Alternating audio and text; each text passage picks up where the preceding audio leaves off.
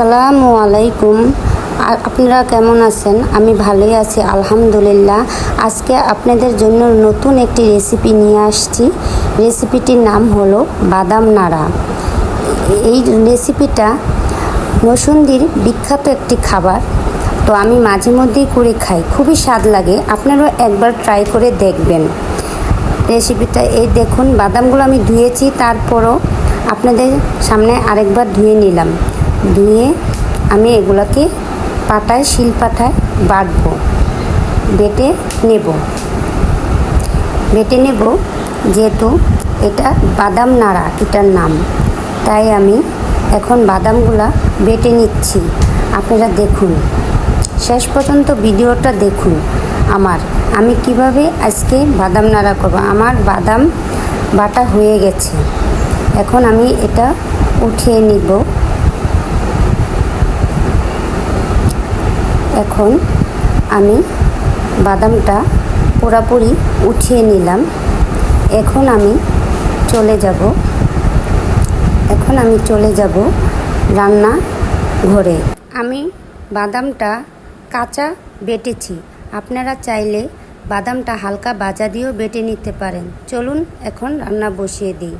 পরিমাণ মতো তেল দিয়ে দিলাম। বাদামে যেহেতু তেল উঠে, তাই আমি একটু তেল কমিয়ে দিলাম। এখন তেলটা গরম হয়ে গেলে গরম মশলা, দারচিনি, লবঙ্গ, এলাচ আমি অল্প অল্প করে দিয়ে দিলাম। সাথে একটি তেজপাতা ছিঁড়ে দিয়ে নাড়াচাড়া করে নিলাম। হালকা ভেজে নেব, তাহলে এটার ফ্লেভার অন্যরকম একটা স্বাদ আসে। এখন আমি চুলার আঁচটা মিডিয়ামে রেখে পেঁয়াজ কুচি দিয়ে ভেজে নেব। আপনারা দেখতে থাকুন। পেঁয়াজটা যখন বাদামি কালার হয়ে আসবে, তখন আমি এর ভিতরে আদা বাটা, জিরা বাটা, রসুন বাটা দিয়ে দেব। দিয়ে ভালো করে নেড়ে চেড়ে হালকা পানি দিয়ে দেব। হালকা পানি দিয়ে মশলাটাকে কষাবো। ভালোভাবে কষিয়ে নিলে এটার একটা গন্ধ এটা আসবে না। তারপরে আমি এখানে পরিমাণ মতো লবণ দিয়ে দেব। তারপরে দিয়ে দেব হলুদের গুঁড়া, তারপরে দিয়ে দেব মরিচের গুঁড়া।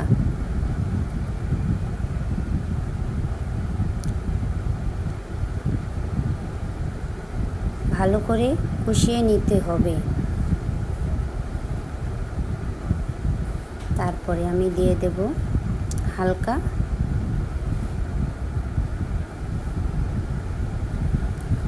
এই বাদাম নাড়াটা আমি অনেক দিন আগে খেয়েছিলাম, খুবই স্বাদ লেগেছে, তাই আবার খেতে ইচ্ছে করলো। তাই আজকে আপনাদের সাথে শেয়ার করলাম।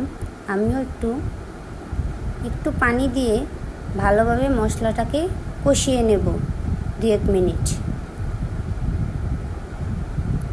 কষিয়ে নিলে ভালো হবে। এখন আমার মশলা কষানো শেষ। এখন আমি চিংড়ি মাছগুলো দিয়ে আরেকবার কষিয়ে নেব। দেখুন, মশলাটা আমার ভালো করে সিদ্ধ করা হয়ে গেছে। এরপর চিংড়ি মাছটি দিয়ে আরেকটু নেড়ে চেড়ে কষিয়ে দিলাম। এখন আমি যে বাদামটা বেটেছিলাম, ওই বাদামটা দিয়ে নাড়াচাড়া করে ভালোভাবে মিক্সার করে নিলাম। সব মশলার সাথে মিক্সার করে ভালো করে কষাতে হবে, যেন তলায় না লেগে যায়।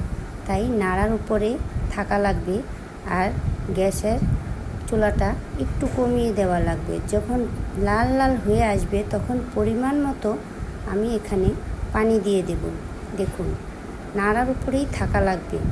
এখন আমি পরিমাণ মতো পানি দিয়ে আরেকটু নেড়ে চেড়ে ঢেকে দেব। ভালো করে নাড়ার ভিতরে থাকা লাগবে, কারণ এটা লেগে যাওয়ার সম্ভাবনা বেশি থাকে।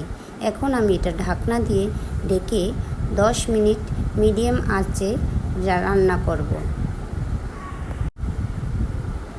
আবার আমি 10 মিনিট পরে আসলাম, এটা নাড়াচাড়া দিলাম, দিয়ে উপরে ধনিয়া পাতা কুচি, মরিচ, কাঁচা মরিচ দিয়ে দিলাম, দিয়ে 2 মিনিট রেখে দিলাম, আবারও ঢাকনা দিয়ে রেখে দিলাম।